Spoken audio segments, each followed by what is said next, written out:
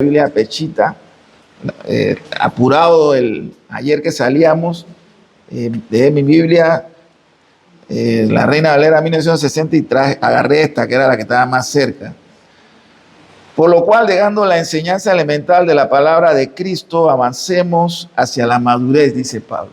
Avancemos hacia la madurez. Ese es el llamado que hemos hecho en el 31 de octubre, perdón, el 31 de julio, en el aniversario de nuestra iglesia, 117 años, y el llamado fue avanzar hacia la madurez, no cargando ningún tipo de resentimientos, ni de heridas, ni nada que estorbe nuestro avance y nuestra madurez.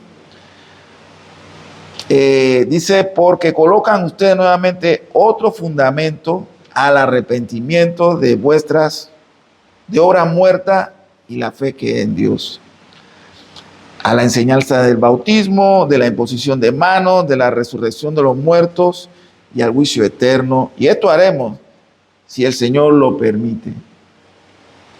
Pero es imposible, dice la Escritura, que lo que una vez descendieron al bautismo y experimentaron el don celestial y recibieron el Espíritu Santo y probaron la buena palabra de Dios y el poder del mundo venidero, regresen al pecado y sean otra vez renovados para arrepentimiento, por cuanto nuevamente crucificarían y expondrían a la ignominia al Hijo de Dios. Porque la tierra que bebe la lluvia que frecuentemente cae sobre ella y produce vegetación para provecho de quienes la cultivan, recibe bendición de Dios. Pero si produce, dice el escritor, espinos y abrojos, dice que esa siembra es desechada, próximo a ser maldecida y termina por ser quemada. Pero aunque hablemos así, hermanos míos, nosotros estamos convencidos respecto a ustedes de las cosas virtuosas y afines a la salvación. Porque Dios no es injusto, hermano, para olvidarse de sus obras y del amor que han demostrado a su nombre, porque han servido a los santos y continúan sirviéndoles. Pero nosotros queremos que cada uno de ustedes muestre este mismo esmero hasta el final, para el cumplimiento de su esperanza, y que no estén desanimados, sino que sean imitadores de los que por la fe y la paciencia han llegado a ser herederos de las promesas. Entonces veamos lo que es un cristiano de acuerdo a la Escritura. Ser un cristiano confeso y fiel a su Señor Jesucristo es vivir de manera apasionada. El cristianismo, amados hermanos, se puede vivir de una sola manera: apasionadamente en Cristo Jesús. El cristianismo no es una religión fría, hueca, vacía, llena de ritos simplemente. No, el cristianismo es cualquier cosa menos algo desapasionado. La manera de vivir el cristianismo es con toda la pasión y con toda la fuerza de nuestra mente y de nuestro corazón. De hecho, el cristiano está constantemente enfrentando pruebas personales, pruebas en la comunidad de la fe, pruebas de muchas maneras, pruebas de eventos fuertes que pueden ocurrir en la familia, a nuestros seres queridos, pruebas que van a golpear fuertemente nuestra fe y nuestra convicción. De ser así, entonces, el cristiano, aquel que ha confesado al Señor y es fiel a su Señor, vive de manera apasionada todos los días de su vida. Su pasión es constante, no disminuye. Su entrega a Cristo es constante, no va decayendo. Y enfrentamos muchos obstáculos en nuestro diario caminar. Todo cristiano enfrenta muchos obstáculos que tienen que ver de obstáculos de muchas maneras. En nuestras sociedades, donde no existe una persecución de nivel peligroso, pudiéramos describirlo de esa manera, no significa que no enfrentamos persecuciones o desafíos. Nuestra fe también es probada. El mundo afuera nos quiere seducir. El mundo afuera quiere que nosotros renunciemos a la fe y renunciemos al Señor y nos arrojemos en los brazos del mundo que está afuera. Y eso también se constituye de alguna manera en una lucha constante, en una prueba fuerte que todos tenemos que enfrentar cada día durante nuestro peregrinaje. Y lo otro es que todo cristiano enfrenta 3 enemigos declarados. En primer lugar, nuestra propia naturaleza todavía que queda en nosotros, la naturaleza caída, la carne. En segundo lugar, el mundo que está caído, que ya dije que siempre nos quiere seducir. Y el tercer enemigo con el que tenemos que enfrentarnos diariamente, por supuesto, es Satanás y sus huestes de demonios. Imagínense, ser cristiano es todo esto. Luchamos contra todo esto todos los días. Y eso va a ser así hasta el último día de vida que el Señor nos dé. Ser cristiano también demanda en el proceso de nuestra perfección que mostremos y que vayamos mostrando madurez espiritual. Es lo que el autor de Hebreos que leímos hace un momento en el capítulo 6 habla, de que debemos mostrar madurez espiritual. No puede ser que yo, que tengo tantos años como creyente, que declaro ser un cristiano de tantos años, todavía siga mostrando la misma fragilidad y debilidad de carácter, de templanza y de espiritualidad. Esperamos que en el proceso se debe ir madurando, amados hermanos. Debemos crecer espiritualmente, debemos crecer y madurar el carácter, mostrar el carácter de Cristo en nuestras vidas. Por eso la iglesia generalmente hablan de crecimiento en cuanto a cuántos miembros hay, cuántos números hay, como si ese es el crecimiento. Eso no es crecimiento, amados hermanos. El verdadero crecimiento, el crecimiento que quiere ver el Señor, es el crecimiento de cada miembro en su madurez espiritual y en su carácter. Ese es el verdadero crecimiento. Si soy mucho más maduro ahora que cuando conocí al Señor o cuando el Señor me llamó, si muestro esa madurez en mi carácter y como discípulo de Jesucristo. Y también el Señor espera ver, si soy cristiano, crecimiento en conocimiento. Ya no estoy en los principios de la fe, que sí son importantes, pero que no podemos quedarnos en esos principios básicos, elementales.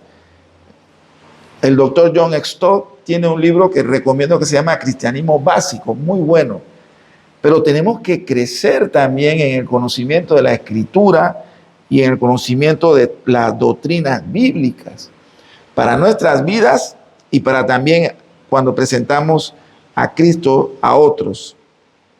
De manera que debemos desarrollar una mente y un corazón completamente cristiano y fiel al Señor que nos llamó. Eso es ser cristiano también. Ser cristiano también es un llamado al trabajo permanente y perseverante. Amados hermanos, y cuando hablo de trabajo, no me refiero solamente al trabajo en el ministerio. Me refiero incluso al trabajo secular que hacemos. Tenemos que ser, los cristianos somos trabajadores. Somos personas que estamos siempre trabajando. No 8 horas. Bueno, el que trabaja 8 horas, perfecto, ¿no? Ese es lo que establecen las leyes laborales, pero se trabaja 8 horas en la empresa o en el lugar donde trabajamos y seguimos trabajando en la casa, educando a nuestros hijos, arreglando cosas que necesitan que ser arregladas en la casa. El cristiano es un trabajador permanente y perseverante también dentro de la iglesia, en el ministerio. Trabajamos también en la iglesia. Trabajamos permanentemente y perseverantemente en la evangelización, en la defensa de la enseñanza bíblica y trabajamos en mantener la unidad en la iglesia local, en cada iglesia. Entonces, ser cristiano es todo esto. El cristiano es trabajador. Pablo habla mucho a la carta de los tesalonicenses acerca de unos cristianos que decían, bueno, si ya el Señor viene, ¿para qué vamos a trabajar? No, que el Señor cuando venga, porque Él va a venir y va a venir pronto, que nos encuentre a nosotros trabajando. Soy cocinero, soy abogado, soy médico, soy agricultor, soy albañil, soy un agente, vendedor en una empresa, soy un microempresario, soy un ministro en la iglesia. Que el Señor nos encuentre a todos trabajando, porque el mandato cultural en Génesis, en la creación, el mandato cultural, ¿cuál es? Sojuzgar la creación. Y cuando la Biblia habla en Génesis acerca de este mandato cultural, de sojuzgar la creación, es dominarla, y se domina trabajando. Y trabajando también en la iglesia del Señor. Ahora bien, amados hermanos, si nada de esto está sucediendo en mi vida como cristiano, es momento de detenerme, de hacer un alto y hacer lo que Pablo dice en su epístola. Debo examinarme a mí mismo, a ver si soy de Cristo. Y debo hacerme algunas preguntas. Yo tengo algunas aquí. La primera es, ¿en verdad he nacido de nuevo? ¿De verdad he nacido de nuevo? ¿He experimentado el nuevo nacimiento? En el Evangelio de Juan, capítulo 3, verso 3, Jesús, hablando con Nicodemo, ustedes conocen ese pasaje, dice, de cierto te digo, que el que no naciere de nuevo no puede ver el reino de Dios. Entonces yo me hago todo estos exámenes y me hago esta pregunta, y si veo que en algo no estoy a la altura de la demanda de la Escritura, tengo que preguntarme sobre examinar mi salvación. Y si descubro, entiendo que efectivamente soy un hijo de Dios o una hija de Dios, entonces debo poner nuevamente la mano en el arado y seguir trabajando y sojuzgando la creación hasta que Cristo venga. El agricultor que trabaja y produce alimento glorifica a Dios. El albañil que trabaja construyendo viviendas glorifica a Dios. La ama de casa que administra su hogar glorifica a Dios. El cocinero glorifica a Dios. El abogado, el médico, todos con su trabajo glorifican a Dios. El ministro, cuando ministra con temor y con la escritura, glorifica al Señor. Y esos son señales de un verdadero nacimiento. Tengo que preguntarme también si soy un cristiano que evidencia los frutos de alguien que ha nacido del agua y del Espíritu. Y por eso vamos al mismo texto, Juan 3, verso 5, respondiendo Jesús, de cierto te digo que el que no naciere del agua y del Espíritu, dice el Señor, no puede entrar en el reino de Dios. Somos trabajadores. Todos los cristianos somos trabajadores.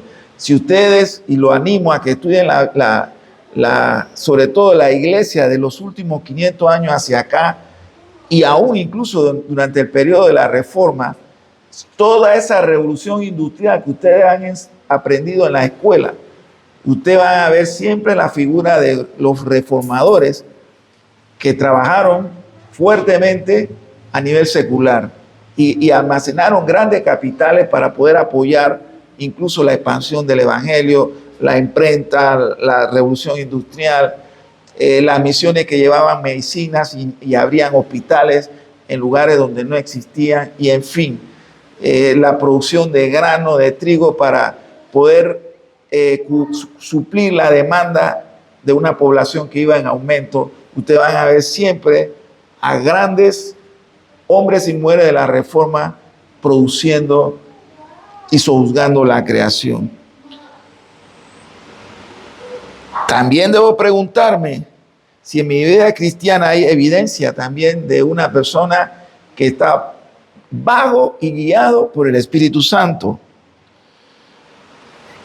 Y tengo que preguntarme también si estoy venciendo mi naturaleza caída. Si estoy viendo eso, que cada vez estamos creciendo en la fe y el hombre viejo está disminuyendo. Tengo que examinarme. Tengo que preguntarme también si como creyente estoy siendo guiado por el Espíritu Santo. Estoy aprendiendo a discernir y a utilizar la Escritura, sobre todo en los momentos en que tengo que tomar decisiones. Gálatas capítulo 5, el verso 18 específicamente, pregunta Pablo o afirma Pablo, pero si soy guiado por el Espíritu, ya no estáis bajo la ley. Si somos guiados por el Espíritu, ya no estamos sujetos a esta maestra que figuraba la ley moral. Entonces, ahí mismo en el capítulo 6 de Hebreos que hemos leído, el escritor dice, por tanto, dejando los rudimientos de la doctrina de Cristo, dice, vamos adelante. Los rudimientos, todo eso que aprendimos de la ley. Recuerden que la ley del Señor en el Antiguo Testamento, la ley moral, era como una maestra que nos guiaba, que nos enseñaba. O algunos dicen, era también como un espejo en el cual podíamos vernos y poder examinarnos. Pero me gusta más la figura de una maestra o un maestro que nos enseña. Y el escritor de Hebreos está diciendo que ya debemos dejar los rudimientos de la fe. Tenemos que madurar. Tenemos que crecer como creyentes. No podemos seguir siendo niños. Dice, niños que fluctúan en la fe. Tenemos que crecer y madurar, dejando ya estos principios básicos que fueron importantes en nuestro nacimiento y en nuestros primeros años, pero vamos creciendo en la doctrina y en la medida en que vamos creciendo en la doctrina, vamos creciendo también en nuestros compromisos que demanda nuestra fe. Habla también de la doctrina como el bautismo, que son doctrinas básicas que no tienen virtud de salvación, pero que sí son una ordenanza. Y en ella tenemos que también crecer en cuanto a entender las implicaciones o los simbolismos del bautismo. No estoy diciendo que el bautismo no es importante, es una de las dos ordenanzas que el Señor dio a la iglesia. Pero en los últimos, creo que en los últimos 3 años posiblemente al presente, entre nosotros mismos los reformadores se entró en un debate que no fue sano y que no lo glorificó al Señor, si el bautismo es de infante o no es de infante, si el bautismo es por inmersión o por aspersión. Miren, nosotros hemos luchado fuertemente con otro tipo de doctrinas y lejos, hace 18, 19 años, yo pensé que entre los mismos reformadores nos íbamos a dividir discutiendo sobre esta práctica que es importante, pero que de alguna manera existe en dos contextos. Dice que en filosofía no pueden haber dos verdades, no hay dos premisas. Una es cierta, otra es falsa. Pero lo cierto es que en los últimos 4 o 3 años nos enfrascamos en una discusión si los presbiterianos están equivocados a bautizar infantes o si los bautistas estamos en lo correcto al bautismo por inmersión, y nos dividimos. Y ahora volver a construir puentes que fueron quemados nos tomará un poco más de tiempo. Entonces el escritor de Hebreos dice que dejando, miren la palabra, dejando los rudimientos de la doctrina de Cristo, vamos adelante. ¿Cuál es el rudimiento? Este tipo de doctrinas. A veces discutimos cosas, cuántos himnos se deben entonar, si después de que el pastor predica debe haber más oraciones. Oye, cada iglesia local debe establecer su liturgia, pero eso sí, sostenida en la Escritura. Cada caída que hemos tenido como creyentes, cada prueba que hemos vivido, cada sufrimiento que han venido, son para nuestra perfección, nos perfeccionan. Todos los sufrimientos, todas las pruebas nos perfeccionan. ¿Por qué? Porque crecer duele, amados hermanos. Madurar duele y duele mucho. Madurar duele y duele mucho. Y nosotros muchas veces esas pruebas son para nuestro crecimiento, nuestra madurez. No se puede avanzar en el camino de la fe y al mismo tiempo pensar que la vida cristiana estará llena de supersticiones. A veces nuestra vida como cristiana está llena de supersticiones. Yo escucho a veces, y la mayoría de las veces porque un hermano me dice, pastor, mire esto en República Dominicana. Yo digo, no puede ser, cosa escandalosa. Y no solamente en República Dominicana, aún en Panamá. Estamos metiendo mucha superstición en la vida cristiana, en el pensamiento cristiano. Y eso hay que tener cuidado. Y de la manera de protegernos es que los maestros, pastores, diáconos estén constantemente enseñando. Mire, una de las supersticiones que está muy bien maquillada, que la he identificado y que estoy hablándole a los hermanos eso en Panamá, es la que el culto es aburrido. El servicio de adoración a Dios debe estar lleno de cosas que nos mantengan despiertos a todos. Y por eso se inventan cosas en el culto. Esa es de una manera, de una superstición maquillada. Y empezamos a hacer cosas, ¿no? Y siempre queremos estar innovando el servicio, innovando el culto. ¿Qué cosas nuevas podemos hacer para que los hermanos vengan, para que los hermanos no dejen de asistir, para que las personas que pasan les guste? Entonces estamos innovando siempre el culto. Y hacemos aquello y hacemos esto para innovar y mantener el culto por lo menos interesante, como algunos piensan. Hay que tener mucho cuidado con ese pensamiento que parece santo, pero que no lo es. Es un pensamiento de la carne. Ese pensamiento de que la vida cristiana no hay exigencia y no tiene demanda, eso tampoco es cierto. Ahora, primera de Juan, capítulo 3, verso 21, dice que, amados hermanos, si nuestro corazón no nos reprende, confianza tenemos en Dios. Si tenemos una práctica y tenemos paz en el corazón y vemos que con la Escritura no hay contradicción, bueno, nuestra conciencia, si estamos sujetos a la palabra, ella nos dará paz. La liturgia de ustedes es una liturgia bíblica. ¿Cómo ustedes se sienten? ¿En paz? ¿Les gusta? Porque precisamente es una liturgia bíblica y el Espíritu Santo y su conciencia le está dando paz. ¿Se dan de cuenta? Entonces imagínense que empezáramos a hacer innovaciones. Para que la gente venga y le guste. Y empezamos a hacer innovaciones. Yo conozco una iglesia en la ciudad de Colón que innovaron. Ellos tuvieron varias crisis, mucha gente se fue y quisieron que regresaran y que vinieran más personas. Y después de cada domingo había en la parte de atrás, en la área social de la iglesia, se hacía baile, literalmente baile, entre parejas. Y ponían música cristiana, porque ahora hemos cristianizado la música, ¿no? Y eso se empezó a llenar. Y ahora nuevamente la iglesia está abarrotada de personas, pero la mayoría espera que termine el culto rápido para irse a bailar atrás en el área social. Se dan de cuenta lo que se puede hacer. Y eso es, ¿qué cosa? La carne. En la liturgia, como ustedes la tienen, nos regulan a nosotros mismos.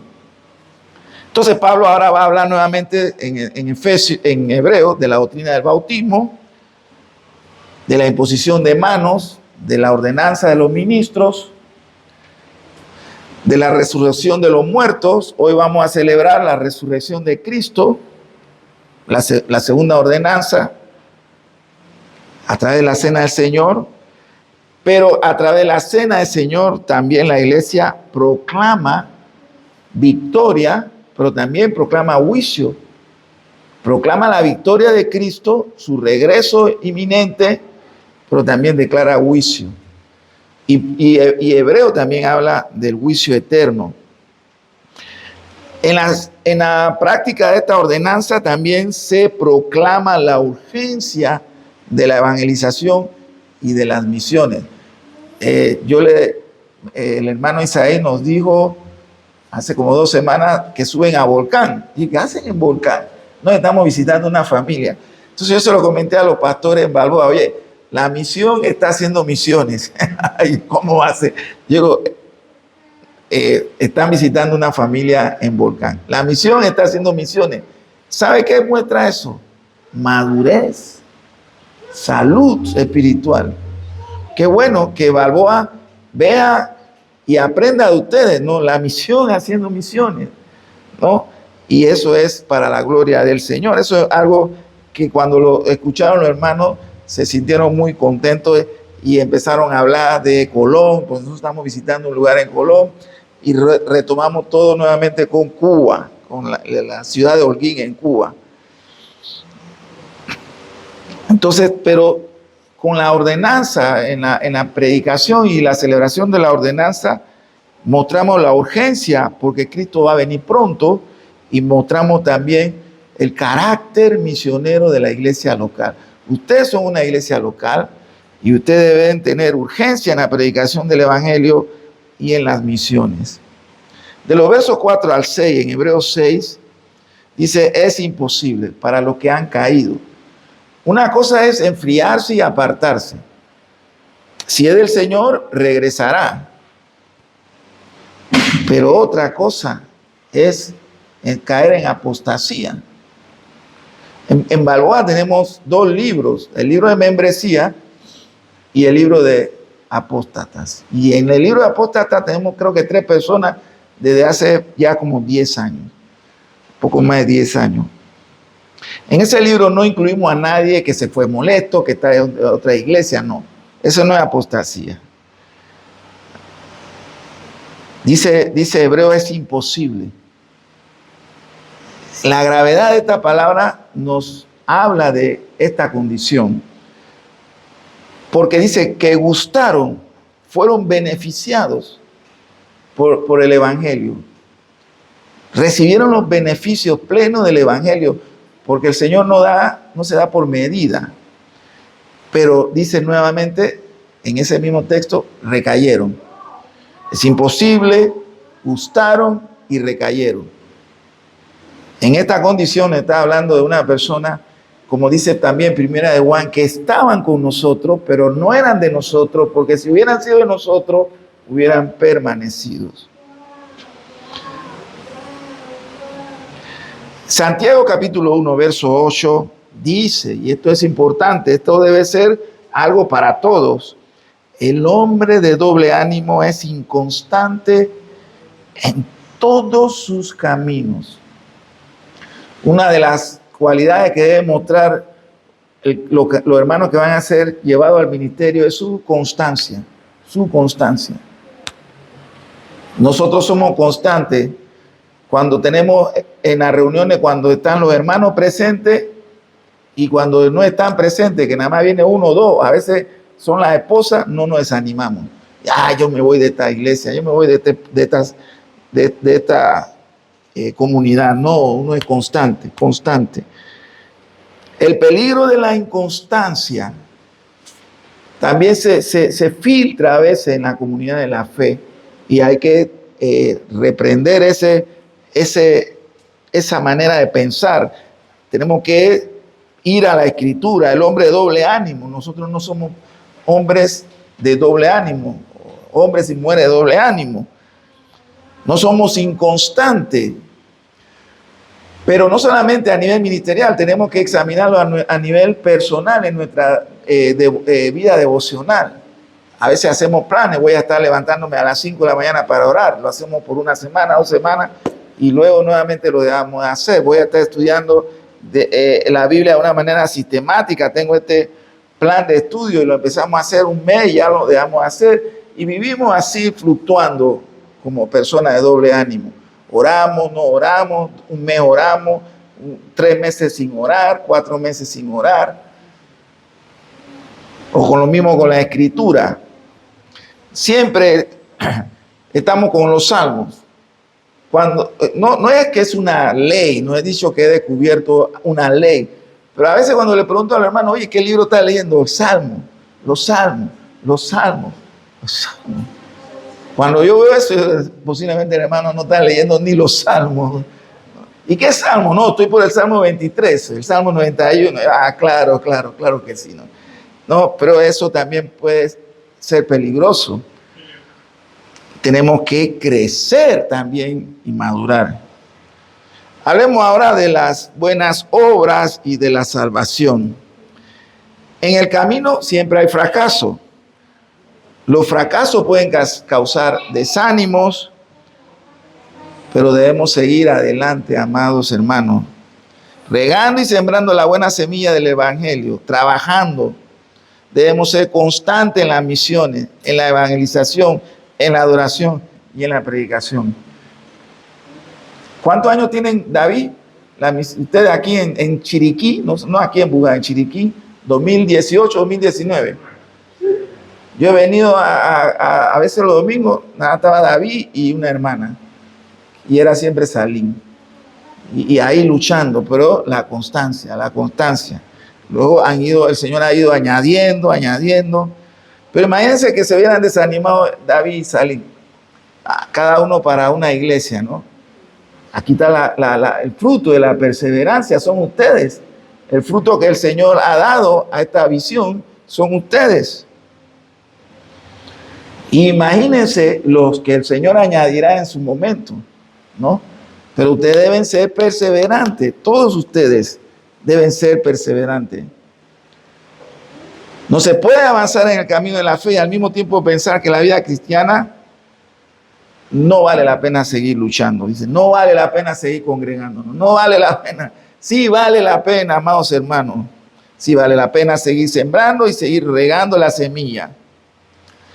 Tenemos que cuidar, dice Hebreos capítulo 12, verso 15, que no debemos permitir raíces de amargura. Mirad bien, dice la Escritura, no sea que alguno deje de alcanzar la gracia de Dios, que brotando alguna raíz de amargura os estorbe y por ella muchos sean contaminados. Un hermano amargado, frustrado, puede contaminar al resto. Entonces, tenemos que nuevamente examinarnos y ver si hay alguna raíz de amargura y arrancarla. Participamos en el llamado para la expansión del Evangelio y debemos estar convencidos que el mundo necesita el Evangelio. Eso debemos estar convencidos. Bugaba necesita el Evangelio. Chiriquí necesita el Evangelio. Panamá, el mundo necesita el Evangelio. Y que no vamos a perder tampoco nuestra recompensa. Que todo nuestro esfuerzo que hacemos por mantener la lámpara encendida y la predicación del Evangelio, el Señor lo recompensará. El Señor. Mateo capítulo 10, verso 42. Del 10 al 42, pero este es el verso que quiero enfatizar. Y cualquiera que dé a uno de estos pequeñitos un vaso de agua fría solamente, por cuanto es discípulo de Cristo, os digo que no perderá su recompensa. Ahora, nosotros hacemos lo que hacemos por amor, no esperando recompensa, pero el Señor nos recompensará y lo hará como Él sabe que lo hará. Ahora, ya estoy avanzando, me permiten unos minutitos nada más. En el primer siglo, y hay muchas evidencias, tanto de la historia secular como la historia cristiana, en el primer siglo hubo una sequía en Judea que duró más de 10 años, una sequía enorme que trajo pobreza, miseria y hambre, que incluso afectó a las iglesias del Señor en esa parte del reino de Judea, en el primer siglo, en plena era apostólica. Pero lo que más sufrieron los estragos de esa sequía fueron los cristianos. Le explico por qué. Porque Roma enviaba sus alimentos y también los reyes locales hacían comercio con otras naciones y llegaba alimento a la región de Judea. Para paliar o minimizar el estrago que estaba haciendo la sequía, sobre todo en el tema de la hambruna. ¿Cuál era el problema? Que en la repartición de los suministros, de los alimentos, granos que llegaban, no se le entregaban a los cristianos. Conscientemente las autoridades romanas y las autoridades locales no entregaban estos suministros a los cristianos. Si los cristianos querían recibir alimentos, tenían que hacer una declaración pública rechazando su fe y declarando lealtad a César y a los dioses de esas regiones. Como los cristianos no lo hacían, no recibían los suministros y entonces estaban sintiendo fuertemente la hambruna. Por eso que ustedes van a encontrar a Pablo pidiendo ofrenda para llevar hacia la iglesia en Jerusalén. Apoyar la obra a nivel internacional también es un rasgo de madurez espiritual y un rasgo de carácter cristiano. Hay cosas que podemos hacer si no conocemos mucha información. Ustedes lo hacen en su liturgia. Padre Santo, en nombre de nuestro Señor Jesucristo, te suplicamos, ¿qué más? Que le des fuerza a tus santos que sufren persecución a causa de la verdad. Ya ven cómo ustedes se están involucrando en ese auxilio a quienes sufren persecución, ya sea por causa de su fe o en el caso, por ejemplo, de iglesia en Cuba, por régimen totalitario, pero su oración y en la medida de la posibilidad de su ayuda es recibida como un don del Señor.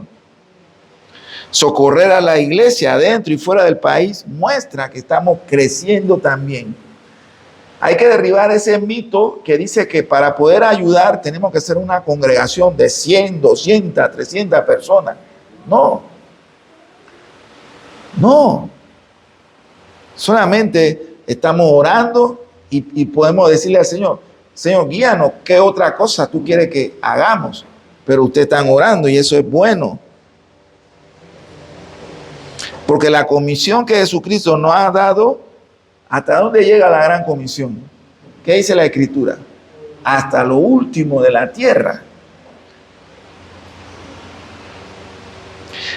En Mateo 28, 19 habla de lo que conocemos como la gran comisión.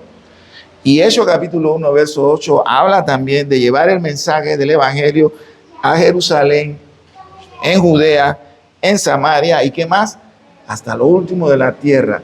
Pero eso tenemos que hacerlo simultáneamente. Al mismo tiempo que llevamos el evangelio en Bugaba, también lo llevamos a todo Chiriquí y también lo llevamos en todo Panamá y hasta lo último de la tierra. No es que en Bugaba primero y después al resto de la provincia y después de todo el país y después veremos hasta lo último de la tierra. No, mientras ustedes llevan el evangelio en Bugaba, lo llevan en Volcán, en David, en cada rincón de Chiriquí, Panamá y hasta lo último de la tierra. Hacia allá debe ser el alcance de la gran comisión en ustedes, hasta lo último de la tierra. Escribe Hebreo, habiendo servido a los santos, el escritor Hebreo dice, habiendo ustedes servido a los santos, y dice luego, y sirviéndoles aún, o sea, todavía lo seguían haciendo. Pablo dice en Gálatas que no nos debemos de cansar de hacer el bien. ¿Por qué? No nos cansemos de hacer el bien. ¿Por qué? Porque a su tiempo segaremos si no desmayamos.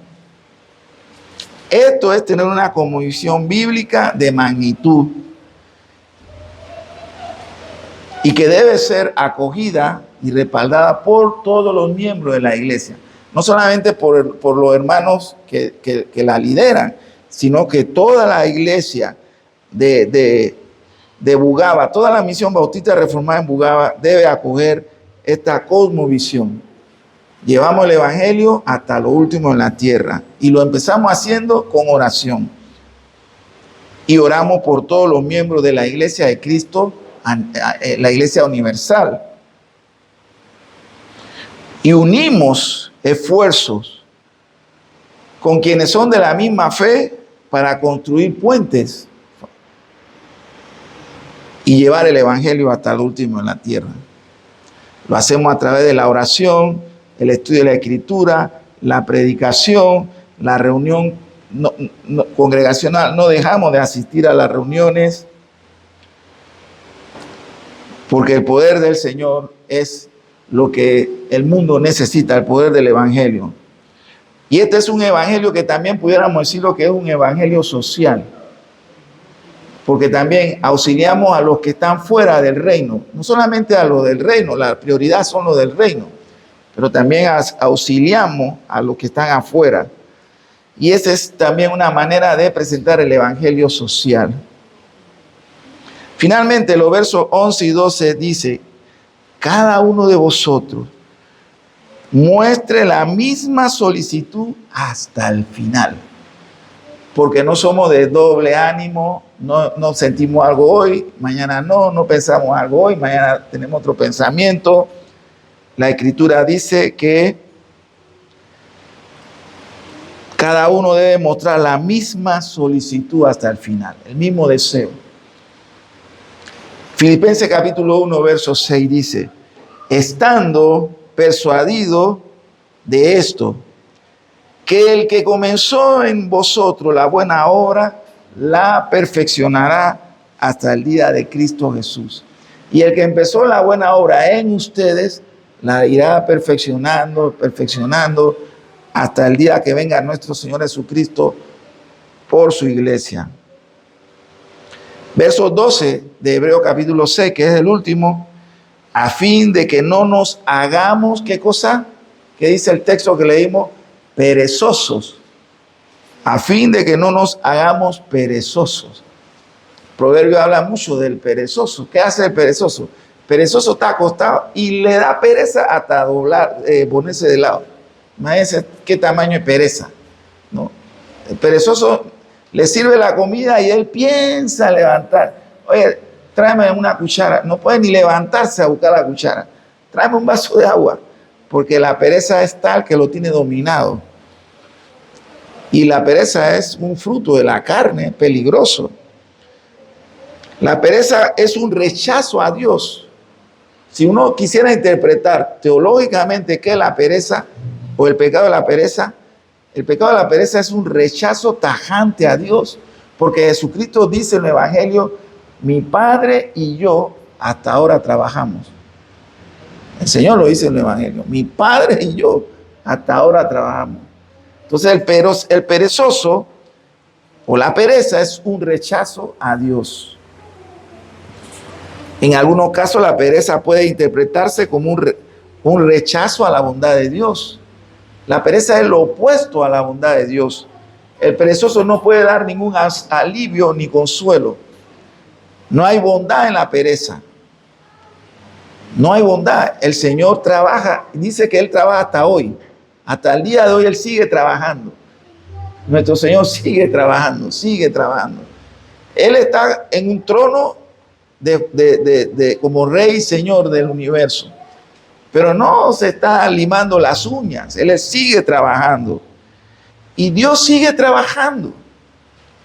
El Señor sigue trabajando, cuidando la creación. El trabajo es un regalo de Dios, amado hermano, es una virtud.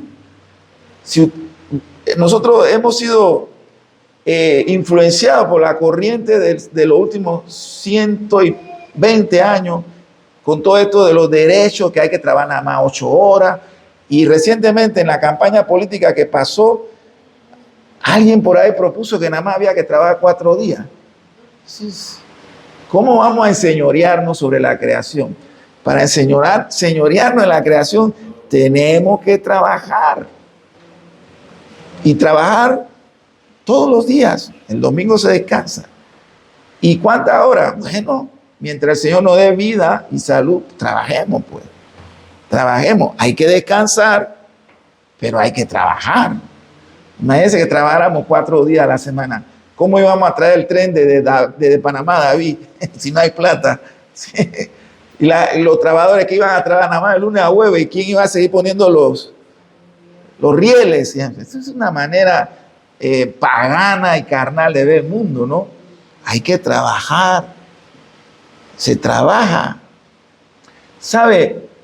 Una de las economías más informal, pero que millones y millones y millones y millones y millones de dólares genera al año, pero no se toma en cuenta. ¿Sabe cuál es ese trabajo? Eso está calculado por expertos en economía y en otras ciencias. El de ama de casa. Es el trabajo informal que genera millones y millones de dólares al año. Las amas de casas, además de cocinar, limpiar la casa, atender a los niños, muchas veces son enfermeras, a veces son choferes las que manejan porque llevan y traen a los hijos de la escuela. Tienen que hacer también funciones de guardia de seguridad porque se levantan en la noche para ver si todas las puertas o las ventanas están cerradas. También son consejeras, tienen que aconsejar a los hijos, aconsejar al marido. Y si tú sumas todo eso, es una economía que no está reconocida, pero que es real, existe. También pintan, muchas veces hacen plomería, trabajo de plomería, planchan la ropa, lavan la ropa y hacen todo eso al mismo tiempo. ¿Y qué remuneración económica reciben? ¿Ah? ¿Qué remuneración económica reciben? Muchas veces cuando el esposo le da el dinero para el supermercado. Exacto, mira, está aquí el dinero del supermercado. Pero ellas son las primeras que se levantan y son muchas veces las últimas que se van a descansar. Le hace Proverbio 31 acerca de la mujer virtuosa. Pero tenemos que trabajar. Y mientras trabajamos, vamos llevando el evangelio, vamos produciendo riquezas y con la riqueza vamos supliendo la necesidad de la familia, ayudando a la iglesia y a la sociedad.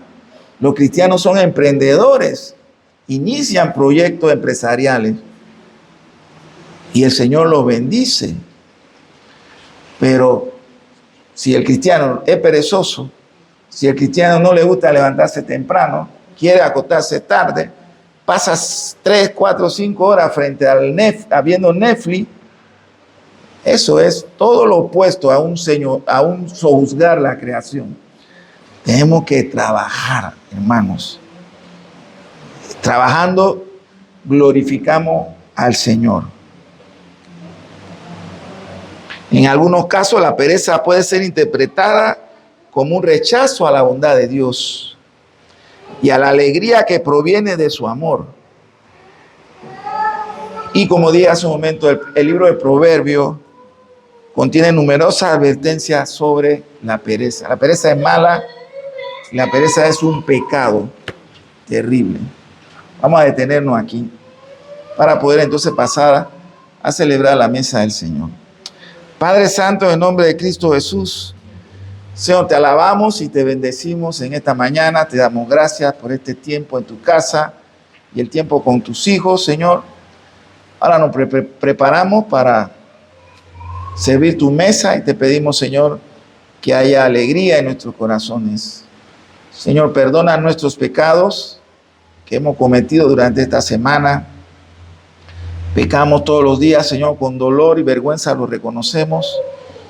Y te pedimos, Señor, que nos perdone para que con limpia conciencia podamos participar en tu mesa en este día.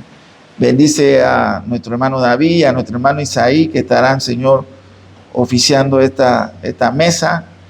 Te rogamos por ellos, su ministerio y sus familias. Padre bueno, lo pedimos en el nombre de Jesús. Amén. Bueno, vamos.